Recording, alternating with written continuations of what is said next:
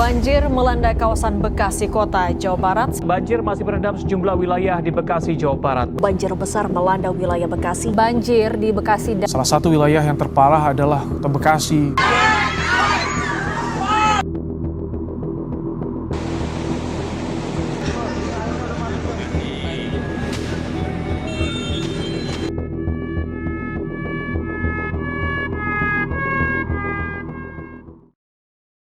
Tanggal 5 Maret 2025, tanggal yang mungkin membekas bagi sebagian orang, terutama warga Bekasi. Bekasi seperti ditelan oleh air, dan bukan hanya hujan biasa, tetapi ini adalah bencana yang juga merupakan peringatan. Dan ceritanya lebih dari sekadar curah hujan.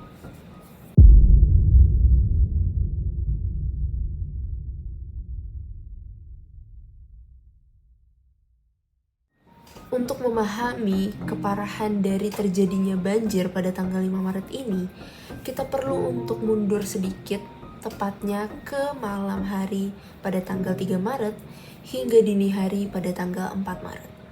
Malam itu yang terjadi di Hulu, di daerah Cikeas dan Cilengsi, itu bukan cuma hujan biasa, tetapi badai dengan curah hujan yang sangat tinggi.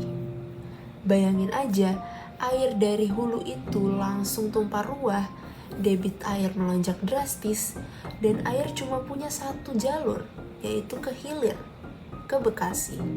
Dan masalahnya, air ini datang ke daerah yang memang sudah lemah, dengan sistem drainase yang sudah tersumbat, dan juga daerah resapan yang udah jadi perumahan dan kawasan industri.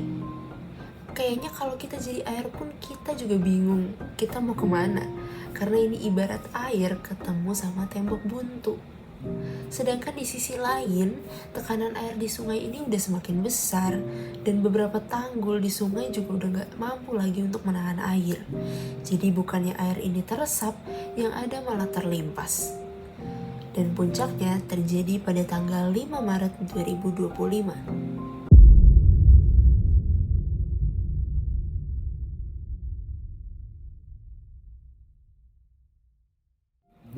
Momen banjir ini tercatat sebagai salah satu yang paling parah yang pernah terjadi di Bekasi dalam beberapa tahun terakhir.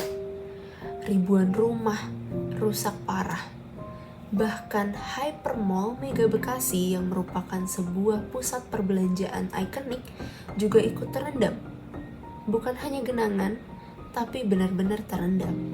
Artinya, kita bicara tentang ketinggian air yang benar-benar masif. Kendaraan, sekolah, semua lumpuh. Akses jalan tertutup, listrik padam total, dan kegiatan ekonomi dihentikan.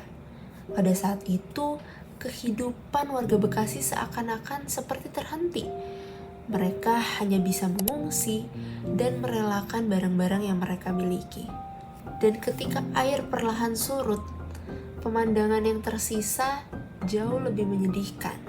Sampah, puing-puing, lumpur tebal adalah sisa dari apa yang mereka miliki sebelumnya.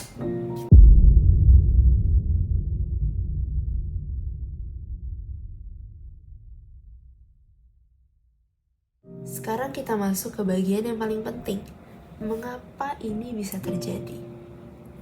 Dari tadi kita hanya membahas mengenai curah hujan, sedangkan itu hanya pemicu.